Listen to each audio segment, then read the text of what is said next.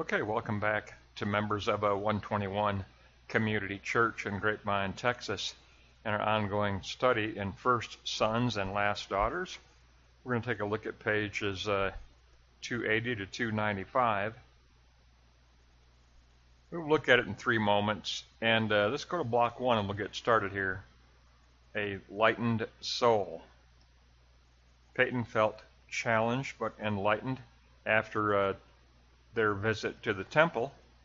Ashton tells Peyton that he wants to lift her back into the light because she has been hiding herself of late, and he wants to lift her up and lift up her life into the light.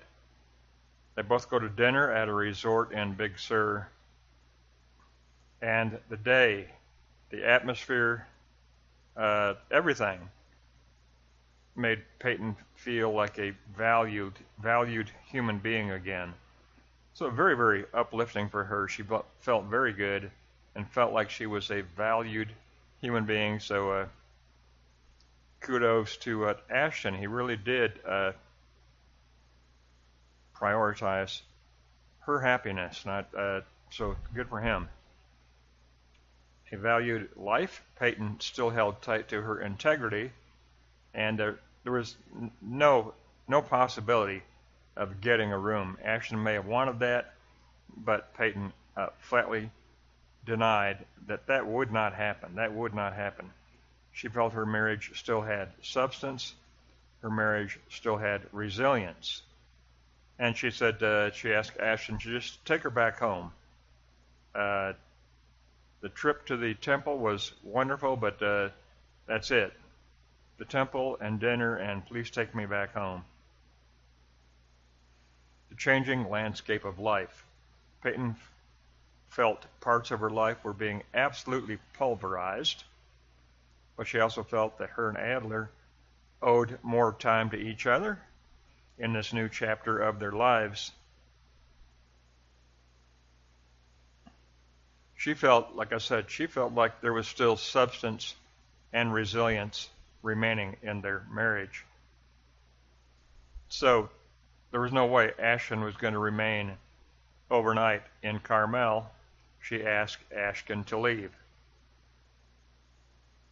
Let's go into block 2 and take a look at the risk of living an eschatological life. And that is what we have here. We had this in book 1. We talked about this, but Peyton, Samar Reine always has Peyton looking ahead and anticipating the next moment in her life, and it is living an eschatological life, a future-oriented life toward a newly defined self, a new turning point leading to a newly defined self. So block 2, Peyton's return moment back to the ranch. She does return back to the ranch, and she wants to reflect on and internalize the events that took place in Carmel, and she wants to form new resolutions concerning defining her new identity and a new life. And she did that by walking the property in contemplation. She swam laps in the pool endlessly just to kind of work out tension. But she kept a very mindful focus on the objective reality that her husband and Gideon were in the wilderness. So it's still on her mind, and she is keeping them in her mind and in her heart. The next moment of going out for another in an eschatological way. She must live an eschatological life. Laley had brought Bear Claw back to the ranch. They were now a couple. And Peyton says that she's ready to reset all expectations in her life toward a new eschatological life. Hanobi calls, which is unusual, but Hanobi calls, and Bear Claw runs down from the house to the pool to find Peyton and Laley.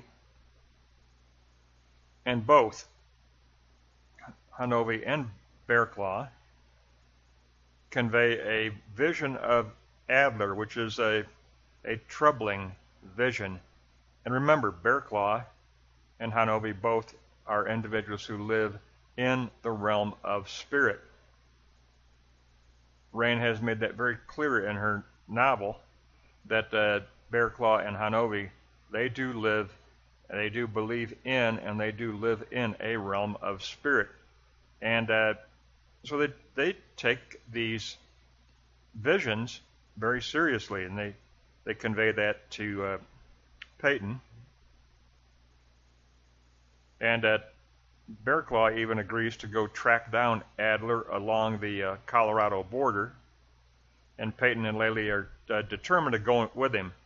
He says, I don't want you to go with me, you'll slow me down. They go, no, we're going with you. And Peyton puts in a call to the sheriff in the area to begin a search before they even get there. Something mysterious has unveiled itself in the realm of spirit, and all are concerned. And all will go out of their routine and enter the wilderness. And that leads us to a very, very powerful close to this portion of the book. I love that the way that Reine has written this. So block 3, anticipating the return moment out of the wilderness. Very, very important here. So block 3,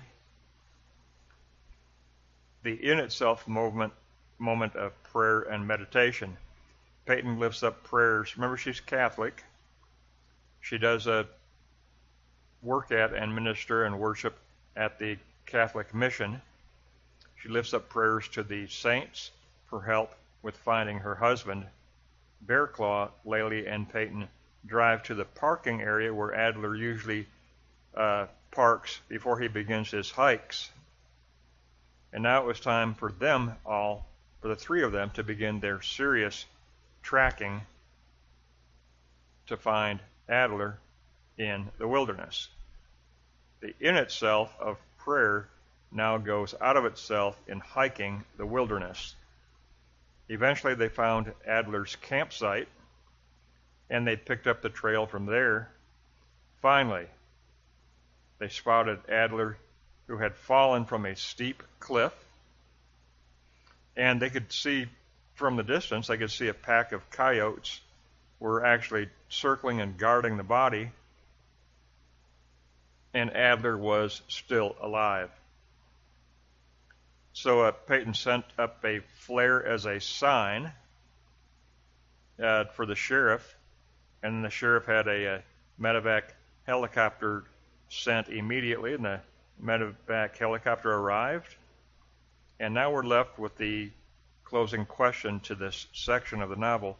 What will be the return moment back into the self yield for Peyton?